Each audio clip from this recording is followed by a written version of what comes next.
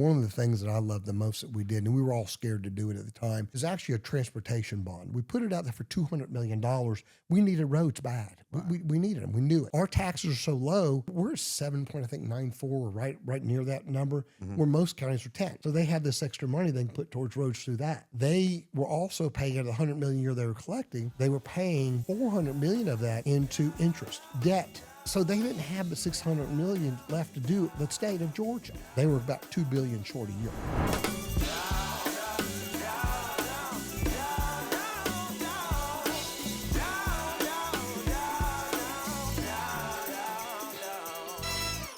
Yo, it's your boy, it's Phil Wham Bam Benamino. It's another Wham Bam Wednesday, the show about ordinary people who have done extraordinary things.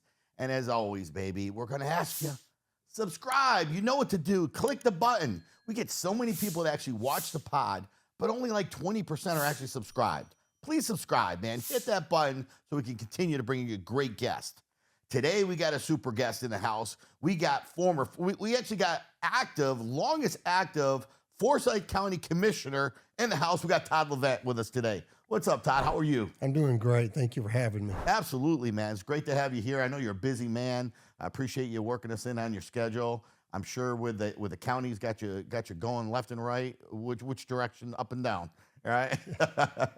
So, let's get right into it, man. Tell us real quick, what does a commissioner do, man? So that is a great question because a lot of people actually don't know. Oh. Every time what is that? What do you do? Yeah. Well, basically in this county and in Georgia, they're pretty much the same. We look after the full budget of all the operations, which would be law enforcement, fire, parks and rec, roads, bridges, senior citizen activities, lots of those type things that fill it in. And we being the fastest growing county in the state now for well over 20 years, it's a lot to do. Yeah. Lots of road projects, lots of parks growing all the time, and our county's just booming. Right. So basically, you're the ultimate decision maker of these roads, of these different things that have to go. Tell us a little bit about the process. Walk through, what makes you decide, hey, we need to open up another lane, here. Because traffic in Georgia, as we know, it's heavy everywhere. It is, and it's really heavy here. And I know we'd like to get more roads in quicker, and especially before you do any zonings. And it's interesting because the law doesn't allow you to necessarily turn down zonings with the Constitution that says they have land rights, and then that sparks the state laws that set how you have to make your decisions. You don't get to just deny things because you don't like traffic. The law doesn't allow you to do these things. So we do SPLOST, the penny sales tax, here to try to gain and garner money to get those roads, but it only produces so much. We did put it out to a vote for T-SPLOST to add additional money to the pot, another penny sales tax. But we did it that way instead of voting on ourselves because we thought it'd be typically too arrogant for us to make those decisions for our citizens. Let them decide if they want the extra tax. And they turned it down by a whole 386 votes last time. Oh, yeah? Yeah. So it was close, but it does net a lot of extra money. For example, all these penny sales taxes, we find at 30 to 34% in our county because of all the visitors we get with Lake Lanier and other things that we do here actually pay that tax. So it's nice that it doesn't all hit the taxpayer, and it takes off the property tax person. And that, if we would have passed a T-SPLOST, if that would have passed it since it was passed it, a lot of that money goes to matching up with state and federal funds, so it even leverages it even more besides the people visiting and spending that extra penny on sales tax. So when you actually run, you have to run for commissioner. You have to be voted in. Yes. This is like your fourth term now, though, right? This is the fourth term. Fourth term. So you're doing something right. The means of the people out there like you. Yeah. So I would say the biggest thing you got to do is just listen to the people. If you keep saying, well, I think we should do this, and I think we should do that, that doesn't serve them properly. You're supposed to hear the people. Now, you can't make everybody happy, unfortunately, but you do try to figure out what the mass majority wants and work as hard as you can to accomplish those goals, right? So when you're knocking on doors for people, you're nothing more than a commodity. You got to figure out what the people want, figure out how you can get there for them and offer what they want, and don't BS them because they're not going to reelect you. Listen very carefully and do your best to fulfill those wishes. Always within the color of the law. Yeah. Now, is there a lot of negativity because of people pulled different directions? You hear people talking about the left and the right, you know what I'm saying, with Republicans versus Democrats. Is that playing the play a lot with when it comes to your vote as well? Yeah, so in local government, not as much as you would think. We don't get into some of those bigger issues. We're here to try to serve the basic needs, and we have developed this county to cater to family. wholesome family activities. And you'll pick where you want to live based on how that suits you and how you want to raise your family, or if you have a family or not. Maybe you want to live downtown Atlanta in Buckhead if you're still single, right? Because they have a little more nightlife stuff. We don't have that here. We have. Why is that? Is that a choice, or is it just businesses? It is a choice Is for that us up something here. county doesn't want? That's correct. So in our adult ordinance, we don't do just straight up alcohol sales. You have to have X amount of food sales that go with it. And when you start to correct these big park systems for all these families to hang out in, and we get awards every year, top 10 around the country for the way we run our parks and how they're developed and the fine quality of them. Got a lot of money wrapped up in them. I mean, a lot of money wrapped up in them. And thank you to the citizens, because they always vote for those extra penny sales dollars to go to that. And it's a big deal. So that always attracts more of the family to the community, which then attracts what you find geographically would be the family life that boosts the school scores. Now, the school does a fantastic job with the students, but when they go home, a lot of these families, you got both parents there to help them with their homework, make sure they do it. So it's a combination of both things that make it work so well.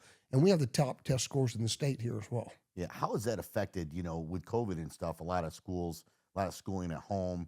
You see more and more of that. Now people are starting to pull out and do a lot more homeschooling versus actually having them go with teachers, because it's hard to get teachers to go to work. It's hard to find good qualified ones that'll work for as little pay as what they're paying the teachers. Yep. I can say that because I used to be a teacher in New York back in the day. Yep. Wasn't a great paying job, but it was, it was enough to get me by back then. But the reality is they are underpaid. They're not looked at. And unfortunately, our kids are a product of what we're putting in front of them. Yeah, and I agree with you to a certain level. It's also a passion. People that take that job in public safety, yes, they need enough money to pay their bills. They have to have enough money to have dignity to pay their bills. They really do. And if they don't stay as long as you want them to. But they also, those people that take those type positions are very passionate. They're givers. They're not takers. It's a different personality in a lot of them. Our school system here during COVID didn't shut down like the rest of the country did. Minimal.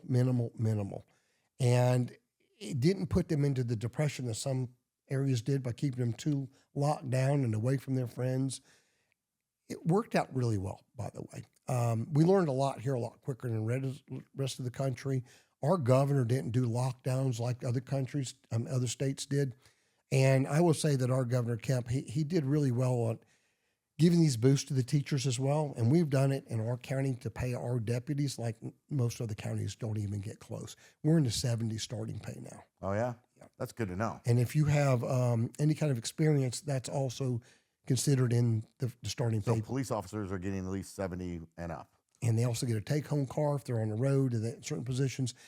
So we try to give them those extra perks to make it worthwhile. They're allowed to go 25 miles outside the county border to their home. If they can't, then they have to park like at a fire station or something at a different jurisdiction and then get in their car. But most of them all live within 25 miles of our border. That's great. Obviously you've seen a lot of growth, 4 years. What was it like just being a part of the board with all the other commissioners and different things? There's different districts, right? Yes, sir. Explain that. Like your district 3 or 4? District 3, yeah. 3, okay. So, what determines that, district, and can that change? And how many people are there? How many commissioners are there? So there's 5 commissioners right now, and we're rounding up over the 280,000 mark now. When I moved here in 88, we were in the 30,000 range. So that's just give you an idea of how percentage-wise how fast it's been growing. Sure. And we try to lean on each commissioner, know their district better than the others when we make certain decisions. Every now and then you'll kind of question why they're doing something a certain way. And by the time they explain it to you, it's usually, okay, I get that, right? Now, sometimes politics gets into it, and it shouldn't, especially on land use. Yeah. That should be straight up land use, great decisions based on land use, what's good for the future of this county and its citizens and what's not. Let's talk about land use. Give me an example of that. What do you mean by that? Because to me, it's like the land's there, right? And if somebody owns that land, they should be able to develop it and do what they want with it, seeing how it's theirs. But there's a lot of rules that go with that. Oh my, the book's about that thick. Yeah, and it's super complicated. And you know what? And I noticed too, and do you find that hard that a lot of employees and stuff, they go by what's written in that book, but that book has changed over the years. We can change it to a certain level. You have to, a minimum of every 10 years, go back through your book have public participation. We do ours every 5 because we're growing so fast. But it's like when you want to do anything you want to do with your piece of land, you have to also consider, well, what is it? How does that affect your neighbor and his piece of land? So that's where the balance has to come in. And that makes sense. Yeah. I mean, that makes sense. Yeah. But the reality is, if there's something that's already existing, it seems like it make it harder. I've been told Forsyth County is hard. Like, it's hard to get permits. Why is it taking so long to get permits and things done? So when the people say that, usually when I get deep into it, they have submitted stuff, and once they submit stuff, we have certain rules they have to follow, and most of them are all based on safety, whether it's a national fire code they have to comply with, so that limits the fire in their building from even starting, and if it does start, it's contained for enough time that we can get fire trucks there and put it out before it causes much damage or any harm to people as well. So these rules are there, and what our staff will do, they document it when it's stamped in, and they will look at it and they'll do all the check boxes. And if it doesn't, they make notes very clearly. They send it back and say, here, we need you to address these items. And every time I get these complaints, I call my staff. I don't want to jump anybody. I want to know exactly what's going on first. I say, hey, I've got phone calls and where are we on this? And everybody's very polite back and forth. They're super professional. And they'll come back and say, well, we gave it to them 3 months ago. They haven't sent it back yet. I said, oh. And I said, well, how many times that happened? Oh, it might be 2 or 3 more times. So they were dragging their feet. Our staff gets it back in their time frame every time. Gotcha. Anytime I've ever checked over What is the 15 time frame? years. So It's like 30 days. They come in, they'll review it. All the different departments have to review these plans. Now I did get How a many call. different departments is there? Oh my goodness. You got the fire marshal's going to look at it. You got the building's going to look at it. You got the water department's going to look at it. You got the engineering department because of their driveways entering in on and off certain roadways where it needs to be, so you have proper sight distance when you pull out. You don't cause an accident. They'd like to have 600 feet where you could see down the road when you go to pull out. You're not pulling out in front of somebody. You got plenty of room for everybody to see each other. Explain that to me, because logically speaking, if somebody buys a property and there's already a driveway there, it's already there, so it's already been processed. It already went through the system, right? Yes. Why would they have to reapply? Well, for that they would not. Okay. Right? That they would not. Now, the reason why they want to get a business license, they want to know who's there, what they're doing, and they also What kind want of business? And let's be honest, they want to tax them. Oh yeah. Right? It's a money grab. Get out the money. Get out the money. Listen, they can't operate the county without the money. Sure. And obviously, businesses offset the residential taxpayer. Right. And they help tremendously offset that residential taxpayer. And I'll give you an example of that in a little bit. But even what I don't understand, what you're alluding to, is if it's the exact same business, why? I mean, if you just bought out a food store and it's the exact same business, you're just a different owner, why? Why I got to go back all through all this again? Right. Well, fire codes changed in that time frame possibly. And they just want to make sure that your grill's working properly, that your extinguishers are working properly. Technology changes. Yeah, that you've got your fire extinguishers date and they were checked in a time frame that's correct. Right. Yes, all these things, that your emergency exit doors are still lighting up like they're supposed to. That's why they just want to take, it's all about safety most often. Right. At the end of the day, everybody's got to make money. The county's definitely got to make money to perform and do the things that they need to do. Do you have access to be able to fire people that work underneath you Not that me. aren't doing their job? Not me. Okay, so who does that? Yeah. Do they vote on it? So How does that work? our structure is that the Board of Commissioners will interview and hire the county manager. Okay. Now, the county manager needs to do it correctly, but he'll hire his assistant county managers. Or if sometimes we hire them into that position because we know them best. Right. Because if you just hire somebody cold out of nowhere, we have also found, gosh, they on paper, interview was fantastic. Year later, you're going, oops. That happens a lot. Yeah, it does. So if you know somebody for 8 or 10 years, sometimes it's better to pull them in and then maybe let them fill that assistant county manager and let them handle everybody. And then that breaks off into those, each assistant county manager will have their tier of departments underneath them. And sometimes it's where they came from, so they know them better. Right. Yeah. Now, obviously you've done this multiple years. Yeah. Tell us about some of the changes you've seen over, your 4 terms. Oh, what my. would you say has been some of the biggest impacts that you've had, as being the commissioner? So I know you and I talked before the show just a little bit. I had a great mentor, believe it or not. And you can always learn more no matter what age you're at. Facts. Yeah. 100%, Take off the tunnel vision and let's open up our minds. And I love talking to intelligent people. I love listening, asking questions if they'll take the time to talk to me and learning. And I met a gentleman that his business that he owned was relocating international and national companies headquarters to different locations. Well, there's literally a checklist that these companies want to fulfill: family, schools, parks, quality of life, low crime rate, low taxes. Sure. Yeah, they don't want to go where there's a lot of bureaucrat stuff either, right? Right. And they don't want to go where there's a lot of crime. They want to go to a wholesome area to raise their families, and so they know their employees will come with them. And they go, "Yeah, that's a great place for us to move. Yeah, we'll transfer with you," and it makes their life a lot easier. And so this gentleman helped me from the day before I even got in, understanding all this better than what I thought I knew. And my goal the whole time was to get those check boxes done, whether you're working with the chamber, whether you're working with each one of your departments. And now our fire department, when I got in, and our sheriff's department was okay, just okay. The fire department was doing a great job.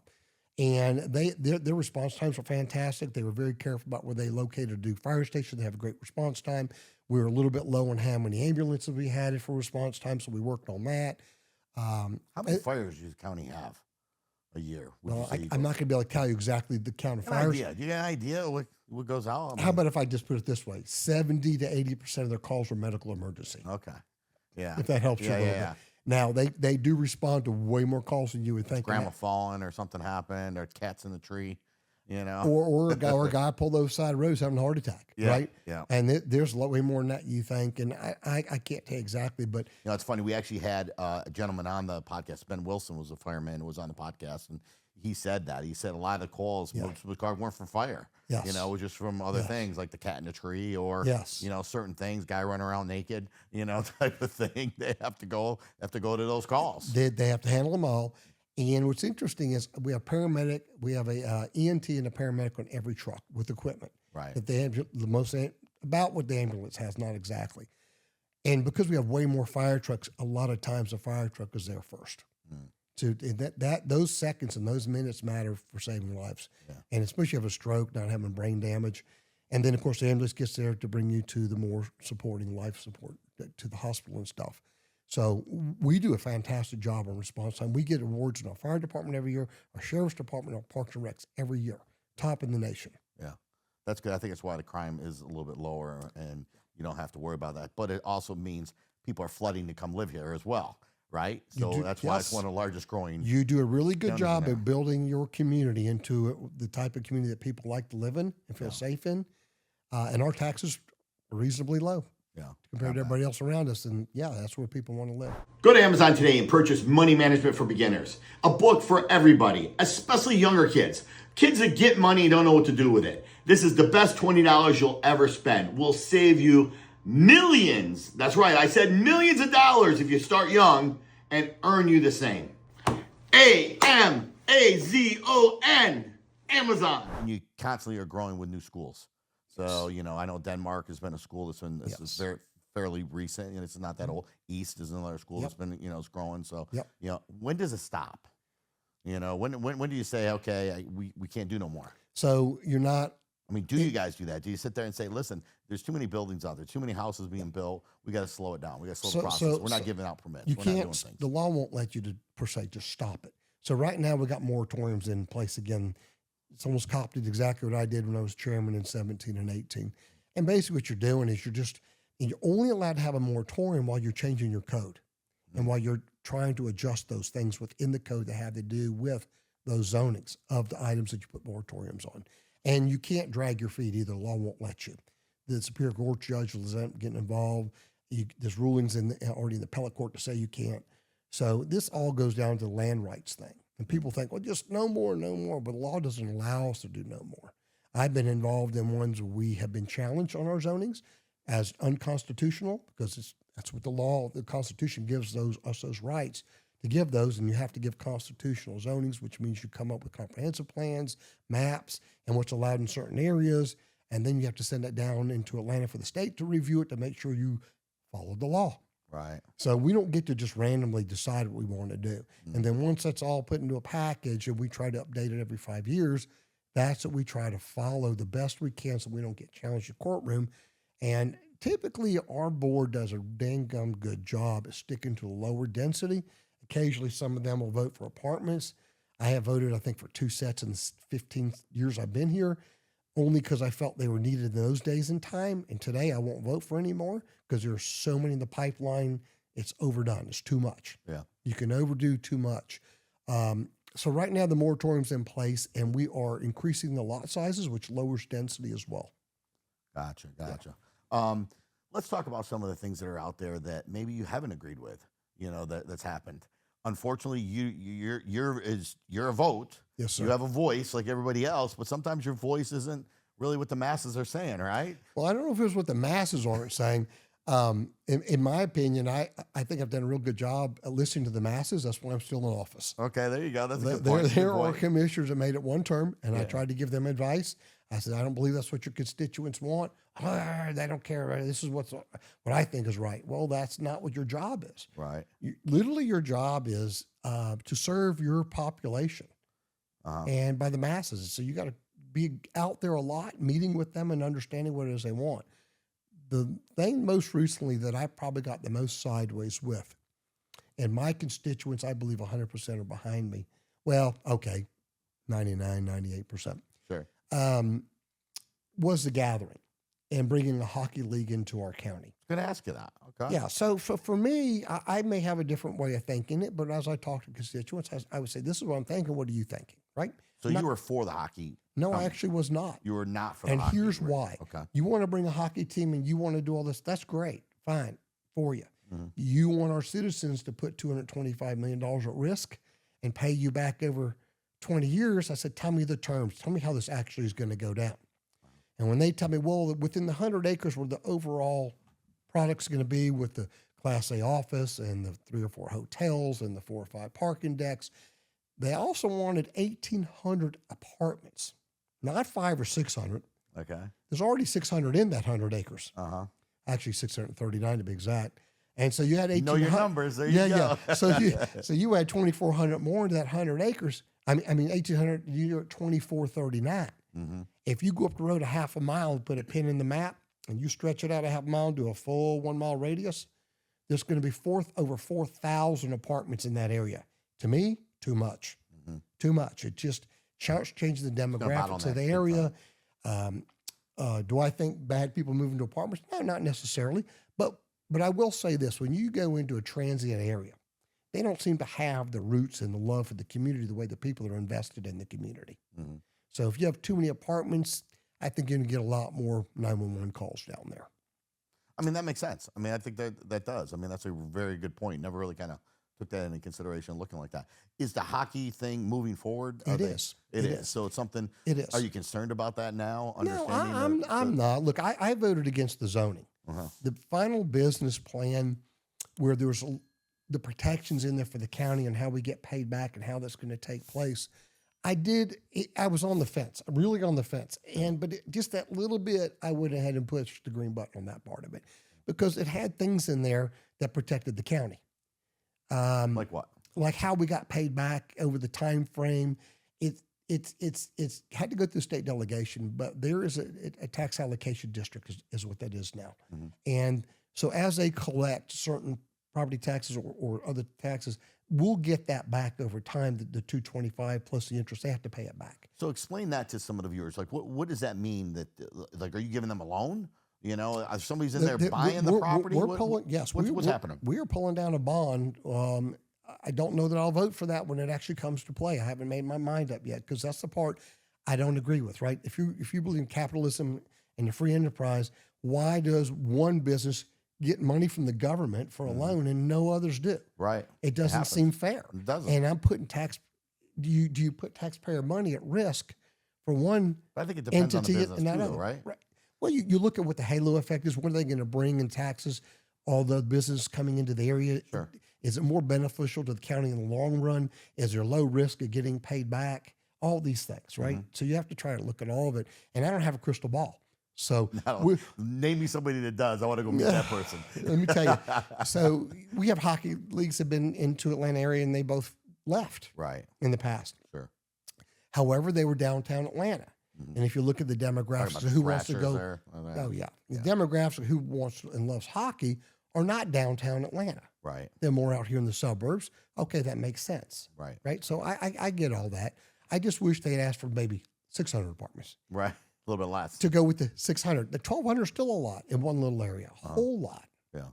So ultimately, when you're saying they're asking for 600 apartments, what, tell again, 1,800 more. So I'm trying to understand. Are you guys giving that? You guys providing that for them? No, we give it into a zoning. So you're allowing them to produce that, Yes. okay, to go out there and put that out. So- now, is there a limit of how much those can go for?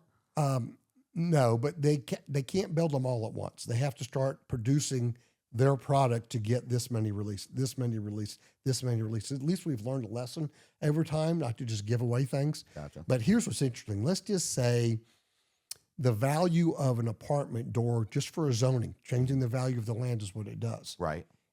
Zonings change value of land, right? So let's just say the $40,000 a door. But doesn't the type of apartment that's being built also matter? Yeah, no, they're going to do high end. They have to. But that's what I'm saying. But if it was a little bit low end, you kind of might not want that. There was more than a $50,000 check stroked by the guy that bought the land before zoning. Gotcha. So the man is going to. Yeah. I believe he'll do it as right as you can. Right. I do believe that. But basically, what happens is, if you give 1,000 apartments, just going to give you an example, and they're $40,000 a door, did you just give somebody right $40 million in value to their land? And all they typically do, they're not building themselves. They're going to find somebody they sell that off to. Builder, yeah. And that'll be their check they get for that. Sure. Interesting, huh? So he paid 52 for all of it. They may fit the apartments on 25 of it or 20 of it, and he gets 40. But remember, we gave good business to get we into. gave 1,800. We didn't give 1,000. Right. So he may get 90 million. Right. So Still not too bad. It's quite a gift. Yeah, I was going to say, still not too bad. It's quite a gift. What about the administrative building? Were you against that or for that? I was absolutely against it. I know, and I wanted to bring that up because it's a huge ass building. They spent a ton of money, but it's not even in the city. You guys can't even have administrative voting there, can you? No. Oh. Cannot do it. So this is where everybody, so it's called the county seat. Your city, your main city in your county is called your county seat. We only have one city, City of Cumming. That's our county seat. Courthouse, jail, and administration building have to be and supposed to be by state law, no matter how old it is, in the county seat. And that is in the Constitution of Georgia. So to change that would have to be a statewide referendum to change the Constitution.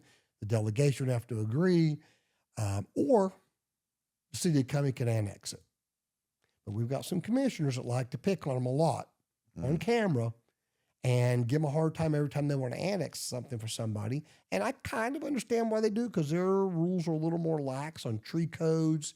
And It's a little bit easier for the city. Let's just call it what it is. The it city's is. a lot easier, A lot than easier. the county. Why is that though? Well, because it's the same amount of land. It's the same amount of why is that? Because the population doesn't want mass grading. You know, They don't want all the trees wiped out. So we've changed our code to where they can grade, but you got to put back this, that, and the other. And if you don't want to save that big tree, recompense into this fund, maybe you want to build around it, or figure out what you can do. so it's really all about saving the trees, or it's about saving the dollars. It's both, All right, because okay, we that's charge what- them also. Yeah. So they go to the City of Cumming to get in there and go around that, because their tree code's not nearly as strict as ours. And I warned them, when the stricter you go on that, we're appeasing our constituents, but they're going to be moving to the city to want to get away. If they are doing a zoning that's extraordinarily similar to what we offer, we won't win an objection in the courtroom. If they're doing something that's higher, way higher density, not even close to what we had in our plan book for that area, we could probably win that in the courtroom. Right. Gotcha. So the administrative group, you weren't for it. How much did they spend over there? You're very close to what I'm looking at. The numbers around 134 to 140 million. And I'm probably the only person that has building experience. I was on the jail courthouse committee back when that was done. And we absolutely did that terrible. I think we had 3 courtrooms and 10 judges. So we did all of that. Now, it was a long time ago, 10, 12 years ago. We did all of that within our budget of $100 million, along with the big jail, the courthouse, 2 parking decks. They're doing that building, and they're doing a wellness fitness center type thing for the employees over there, and they're hitting that 134 to 140. Yeah. I wasn't involved in the plans. I felt really comfortable. Can you use a fitness center? Will I use it? Yeah. Well, I think eventually we're going to try to encourage everybody to help lower our insurance rates. Yeah. Okay. That makes Right? sense. Yeah. Yeah. Of course. So, I mean, listen, less claims you have. Yeah. Healthier people, healthy employees are good. Always better. Always better. And so anyway, so now when I found out late in the game, apparently some of the people knew months and months in advance, and they kept their mouth quiet. I don't want to start calling out anybody or commissioners or this person, that person. We won't say no names. But if you go on to that day that we voted on it, you'll hear my comments. I said just very disappointed in how this has come about now, and it was kept. Yeah. And nobody told us. But I definitely pushed the red button. One, I thought it was too much money they're spending. Sure. And the second was, they say, well, it's an administration building. That may be, but they had built a whole TV studio in there for us.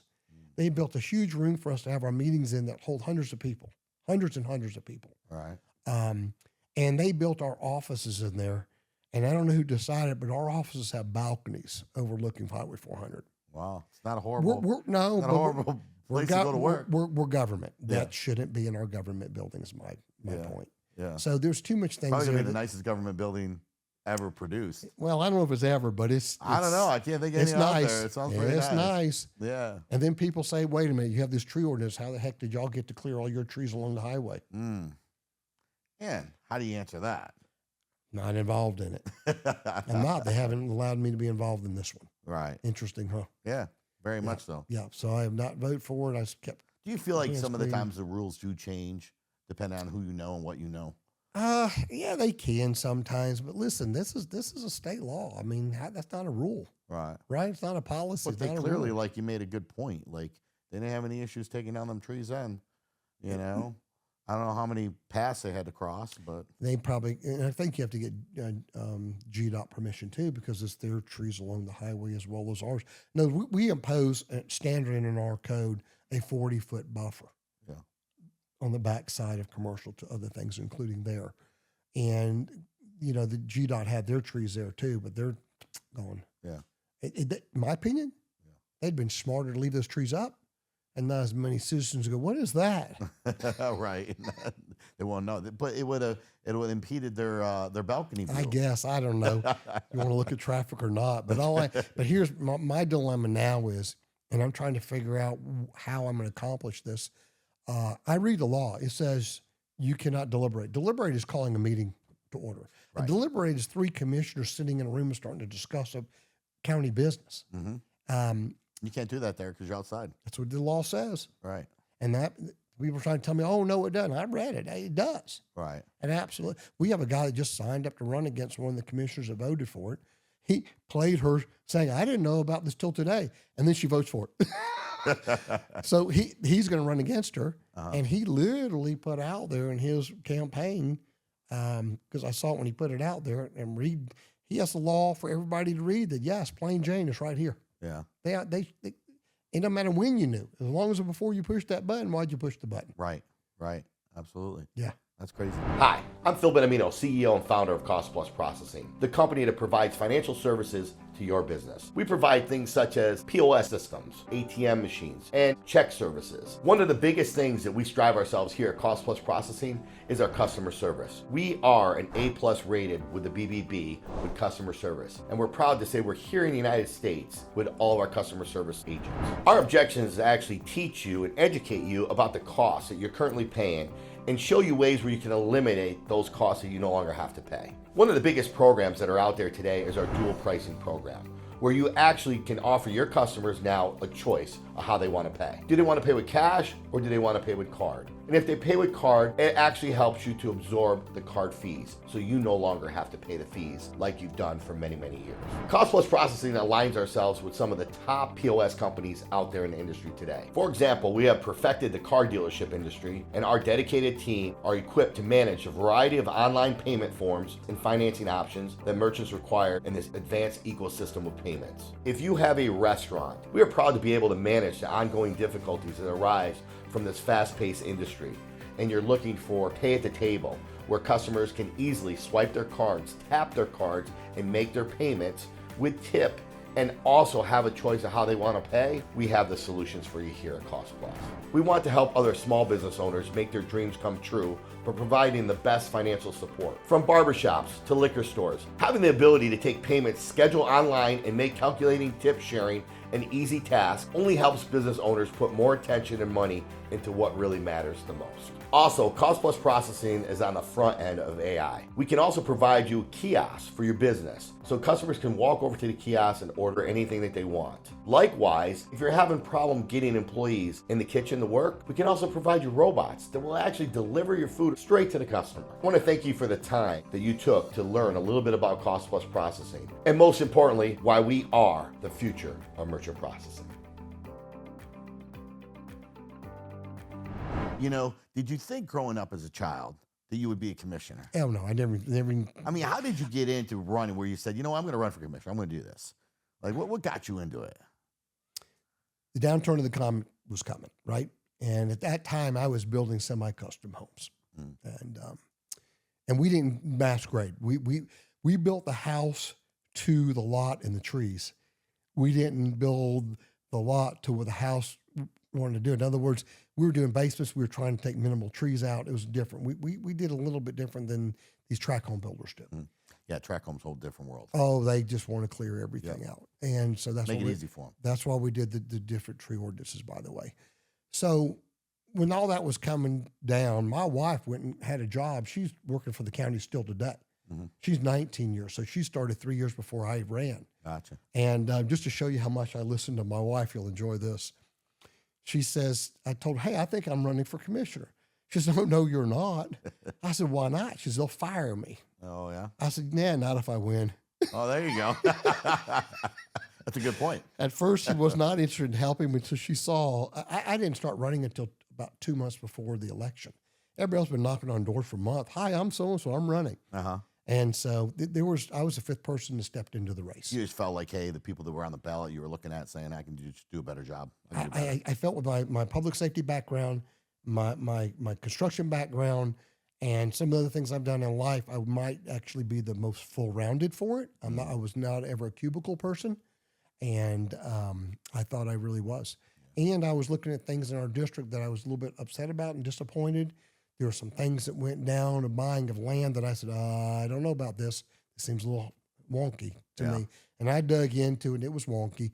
We ended up just selling that land off for, about $2 million less than what the county had paid for it. And I did not vote for it. I wasn't a commissioner then. It was just a little bit before me getting in, but the guy I ran against voted for it. It was a 3-2 vote.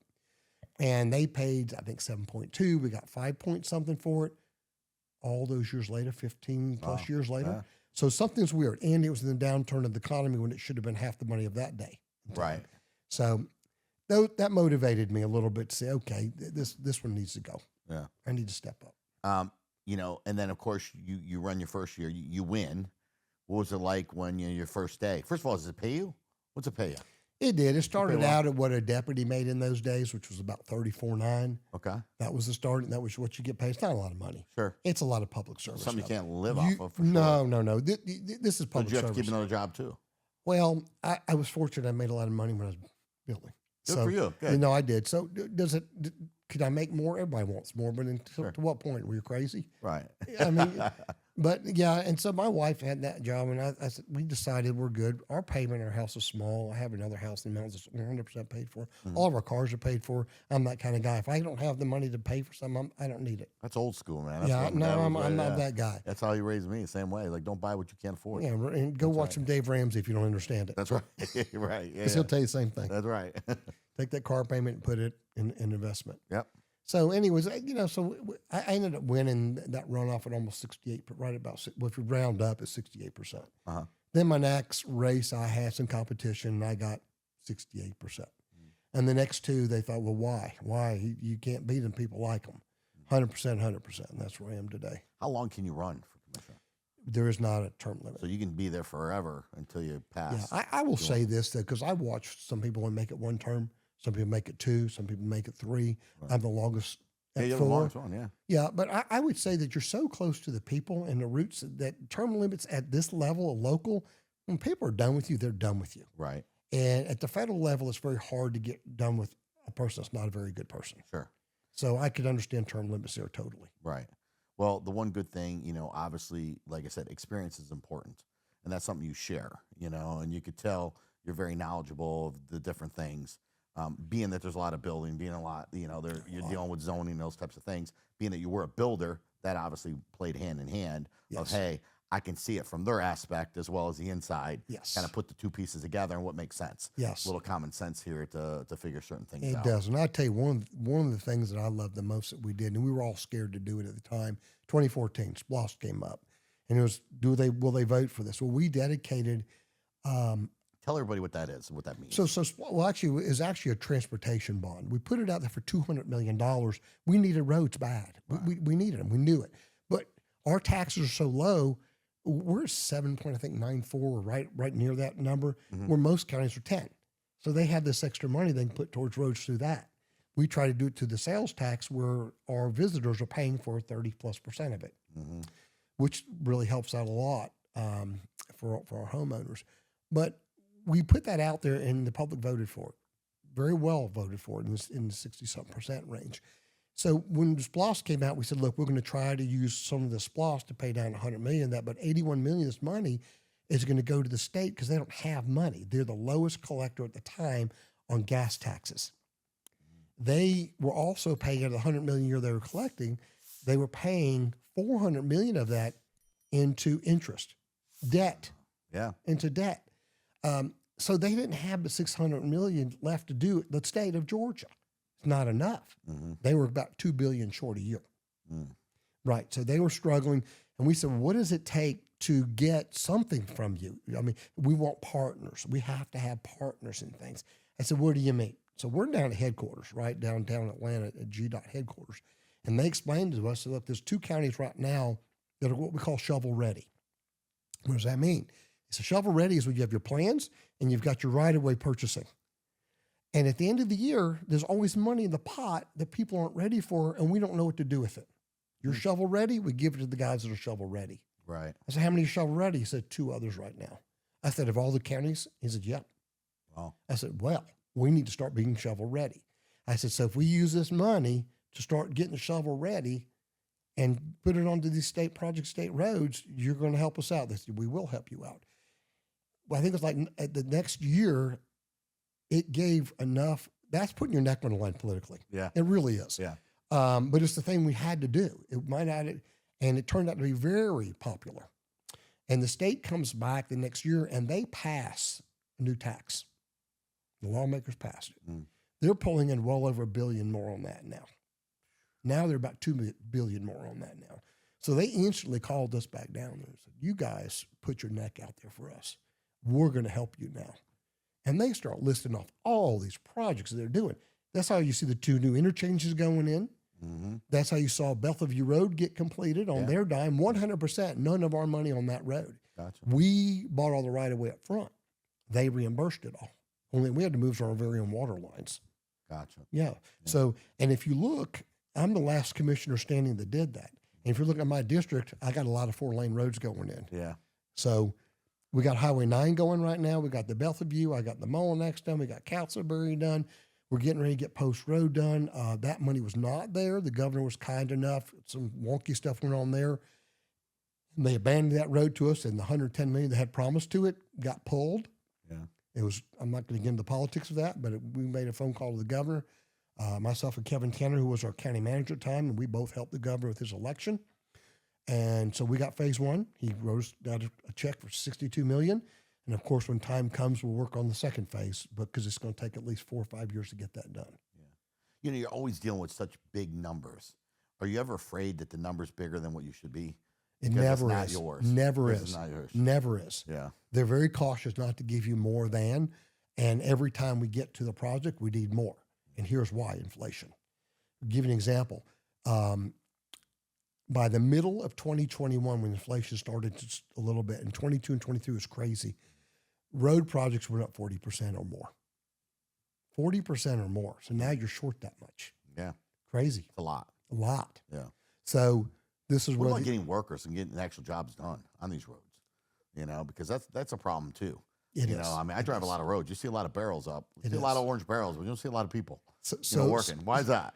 No. Here's because they let them move around. Any kind of a let project on the lower bidder, typically, or the qualified low bidder. You're gonna have robots doing that stuff soon. Who knows? You know, Who knows? Little construction crews, Listen, bunch of robots.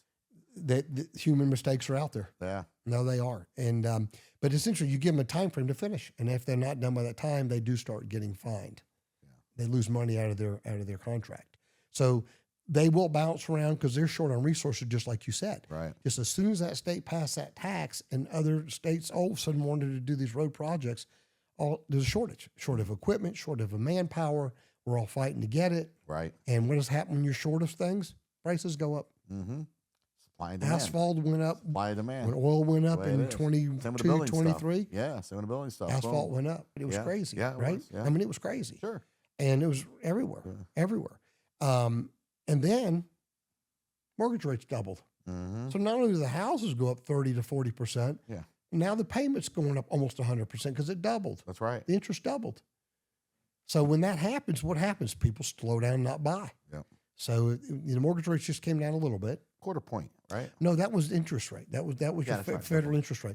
But it looks What's like the mortgage rates at now? I think they've come down about a point. Yeah. So for they were 7.5. I think you can So find one 6.5. in the six range. It's still high. When the old 3% was out there, people were buying it. That's So a little different. So my first house in 19, I think it was 86. The rates were 14%. I was gonna say, I remember mine. To be honest with you, mine was 9. You know what I mean? Everything's That was a long time relative. ago, but and when you refinance for 7, it was like yes, Correct. that type of thing. Correct. Yeah. Yeah, they had when they were 14, and I think they hit close to 16 there for a minute back in those days. Wow.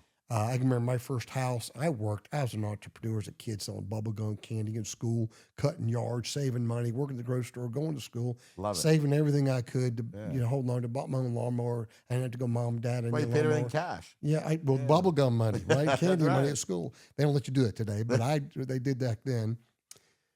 But I saved up enough that I found what they called a non-qualifying, non-escalating loan. That means somebody back when they're 8.5% was able to do this. If you could pay the equity in the home, and there was a certain percent or higher of the value of the home, you just had to. It was non-qualifying, the loan, Yeah.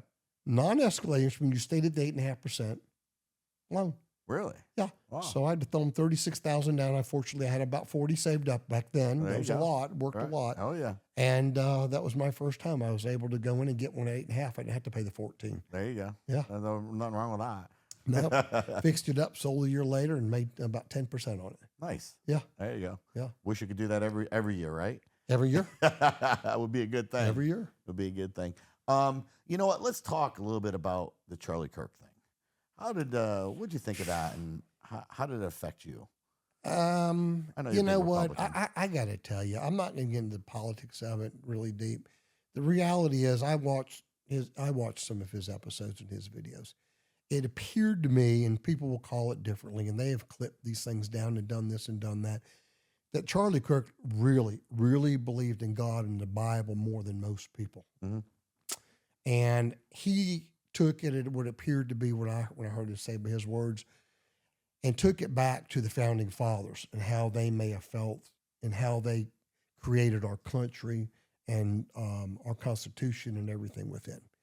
And that's what he ran with. And he ran with the morality of that pretty strong. Now, to some people, it's too strong, right? To some people, it's just right. It's the correct porridge. So that's up to each person to decide what that is. But no matter what that is, if you watch his videos with his family and you kill him, really, come on. Come on. That was just crazy. Yeah. It's funny because I never really paid much attention to him until this all happened. Yeah. And then after it happened, of course, once once you're looking at him before you know it, the algorithms, you're seeing everything about him. You Yes. start watching more and more and Yes. listen in.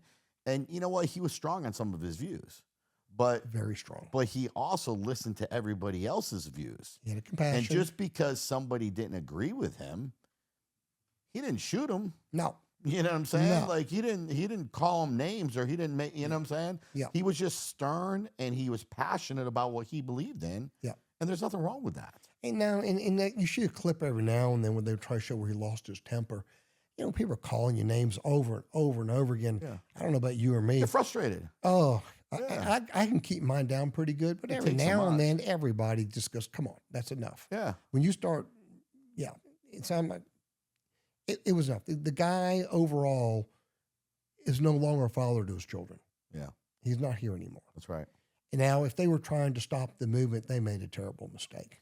Well, and that's the thing. He's not here anymore, but the reality is he's here more than he's ever been. Ever been. You know what I mean? Ever That's, been. that's the reality. The people that now, it appears that they're showing they're signed up to get with the movement exponentially greater than it ever was.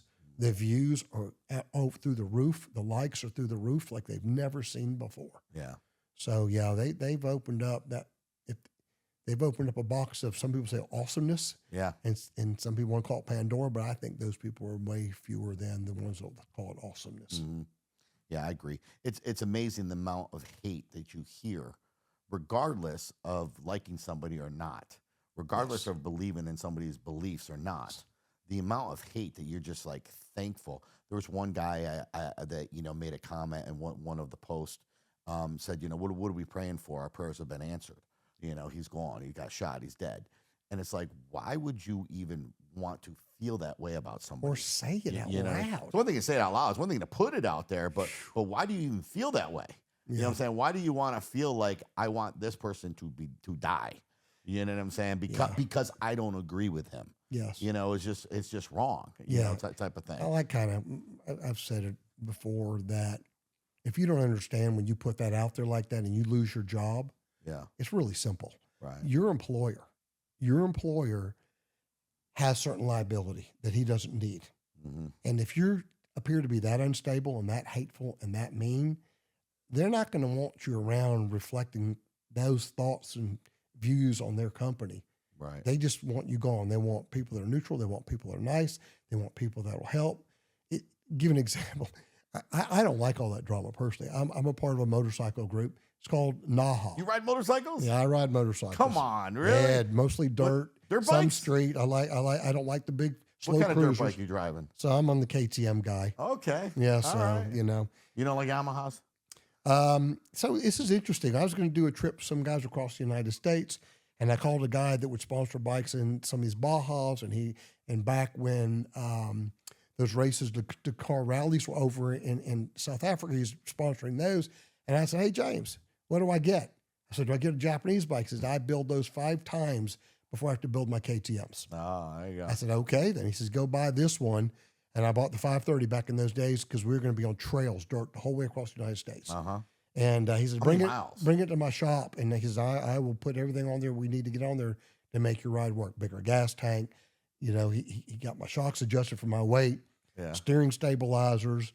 What's your seat look like? If you're going across the freaking No, country, it's nothing. It's still- it's a dirt bike motocross seat. but the butt didn't feel good. How many miles was it? Well, 5,400. Ooh. Yeah. So because you have to zigzag a lot is why. Yeah. And so you get these pegs he put on there twice the size, double width. You're standing up 70% of the day. So you don't get beat up like that. Yeah. Yeah. So, but your legs are nice and strong. Well, your whole back, your neck hurt after the end of that 5 weeks. Yeah, you were hurting for 6 months. Yeah. It was a hoot. It was Yeah. awesome. How often did you do that? I tried to go out there at least once a week. Yeah. I mean, once a year for about a week and a half, the same group goes. And back to the name of the NAHA, Uh-huh. it stood for No Assholes Allowed. So we don't like the drama. There either. you go. And That's right. we want people that if you go down, they're going to stop, stay with you. We're in the wilderness sometimes. And you may have to spend the night or half the night with them till we can get you out of there. Once a week, we'll lose somebody to getting hurt. Oh, yeah. And they get hurt bad. You got to hang with them until you can get them out of there. What's some of the biggest accidents you've seen? But the worst one was our trail boss, and that guy was awesome. Unfortunately, we just had his funeral memorial. So Sorry about that. the guy was so awesome. He put together these trips. He spent hundreds of hours a year waypointing our way through the forest and figured it out somehow, timed it out where we could probably get to a town for a hotel room, nice or not nice. We had a chase trailer that would meet us certain waypoints. He figured it all out and didn't want nothing for it. Really? So he's a really good guy. He said, I got your rooms booked. Anybody wanting to go, you better have me your $200 deposit right away. The trips were usually about 9 to 12 day trip was about $4K. Yeah. But what you got out of that was amazing. Yeah. Yeah. Bad back. Bad back. Bad neck. Well, yeah. Blisters on your butt. And then one day you're riding next to wild horses, and next thing you see a whole herd, you're right there with a herd of elk. Yeah. Yeah. That's great. Yeah. What about weather, man? Weather ever play an effect? You ever go through some big storms and you just got that luck? Share with us. Come on. I want to hear the good stuff. We hit one in Alabama and we lost part of the group. They weren't going to do it. Lightning bolts, hail, tornadoes. The dirt roads looked like they were creeks. Yeah, you can't stop Mother Nature. 5 of 21, and I was one of the 5 that hung in there. Yeah. And man, it was just miserable. My boots are full of water. Oh yeah, Yeah. But you do it if you're going to take the trip and you're going to say you did it. Whatever comes, and you got to hang in there. You ever crash your dirt bike? A lot. Yeah. I'll give you an example. Break any bones? No, but I tore me up pretty good. But I had surgery a year ago, May. Okay. To get my stomach out of my chest from too many bouncing across the ground at high speeds. Oh yeah. It tore the liner. Apparently, it made its way up in there. Wow. Yeah, it was a doozy. Yeah. Sounds like you still ride today though. Of course. Yeah. You didn't slow down. How old are you now? Listen, I'm 64. 64, jumping on that dirt bike and going for a ride. But some people go for a ride for an hour. You're going across the country, 5,400 miles. Yeah. If we don't get 100 to 150 miles in a day in out here where we ride in North Georgia, North Carolina, and Tennessee, it's not a full day. Yeah. So you got actual club. Oh, yeah, but there's no dues. The rule is this: if you want somebody to bring somebody, you got to know them for a year, meaning you rode with them for a year that they can ride to our level. Otherwise, trying to keep up with us, they're in the hospital. Gotcha. Yeah, we don't like getting people hurt. Yeah. So you got women too? Women too, or no? It's all guys. Over the years, I remember 1 or 2 could get in there, but trying to keep up, it just wasn't a good thing to do. No. We're running when we're on these gravel roads. We're hitting 70 and 80. Yeah. Out in the I know wilderness. some women that could do that though. I know, but they didn't want to get in with our group, so they would have been welcome. Right. Yeah. So that's funny. So you guys map it out. You're gonna go so many miles. Bobby Rogers did that for us. Yeah. He mapped that out. He was so good. Now we have to. Some of the guys are kind of stepped up and filling those shoes, but he was what we called our trail boss. He figured this stuff out and spent so much time. His wife came out. We went out to Ouray, Colorado, to spread his ashes, and she brought him out there to one of his favorite places, and we did our little memorial for him. And but the biggest thing was us just thanking her for allowing us to have his time. It was awesome. Yeah, that's cool. He was a great dude. That's good. Yeah. So what's next for Mr. Levent? I mean, do we have any other, are we going to step up a little bit? Are we going to run for anything bigger? I mean, maybe state senator or anything like that? I started collecting money for that already. Did you really? Yeah, about a year ago. Oh, see, I must have, you know what? Yeah. You see how that works? Yeah, no. So you doing it? Yeah, it looks like I am. Hey, all right. You know what's funny is I'm being pulled now. Wait a second. So I'm sitting here on the pod with future state senator Todd Levent. If it all goes down and happens the right way. So there's no ifs. You know what's funny? My constituents are split. Yeah. Heck yeah, we're behind you. Let's do it. And they were generous. They're throwing donations down. They believe me. They like the accomplishment that I have accomplished for them. They like that I listen to their needs. And then I got the other ones that say, we don't want you to leave. Because then who are we going to have as our commissioner? And, grassroots right next to us is more important. Can you stay here? Right. And this is where I'm being pulled. Yeah. Kind of interesting. People are selfish, man. What's I wanted to say that out loud. I'm a public servant. So you excited about that? I really am. It's a lot different going downtown. So, you got to start getting into your committees toward the end of the year. And then, of course, you're full speed ahead the first of the year until about mid-March. You might have to have a couple special sessions mixed in there. But after that, you're just meeting in the public and you've got some downtime. And it's not like what we do now, 24/7, I'm getting emails. Mm-hmm. Yeah, I get phone calls. Oh, I didn't think you would answer. It's Sunday. I didn't think you'd answer. Well, of course I'm going to answer. Yeah, you called. Why not? Yeah. So if you're available, answer. Right. That's it. Type of thing. Yeah. What do you think that you could do to make a difference as state senator? Like, well, what makes you want to go to state senator? So that's a phenomenal question because the reality is you got even more people you have to try to convince to what you'd like to see passes. I think the biggest problem. The biggest complication down there is when a bill goes through, same thing at the federal level, all kinds of other junk gets thrown in the daggum thing. And how much of that can you that's not good for the public get pulled out to get what is good for the public passed? And that's the hardest part of it. And for that to be the hardest part for me, we don't do that at a local level. I had commissioners try to do that one time. Y'all need to stop that. You need keep them clean, keep them what they are only, and quit trying to hide stuff in the bill. Right. Right. So me, I would bring that forward as much as I could to try to clean out much as that out of that junk stuff that you just don't want. A lot of it's wasteful money, bureaucratic garbage. And you may or may not know this, but there's two organizations that represent county commissioners. And one of them is ACCG, is Associated County Commissioners. Okay. There are lobbyists at the state capitol. Right. And I go sitting through some of their committee meetings and stuff to help decide what we don't want passed as state laws that mandates us do certain services that now cost my taxpayer money because you're not paying for it. You're making us do an additional something that our people don't care for, and it's going to cost them. So who wants to spend money? No. So they will lobby to not get that silliness pushed through. And we like to keep home rule here. So I would fight to make sure home rule stays in play because each county has a different demographics of people who want different things. Sure. And one shoe does not fit all around the state. So home rule should be for your county commissioners to decide what best pleases your citizens. So I'd always fight to keep that into play.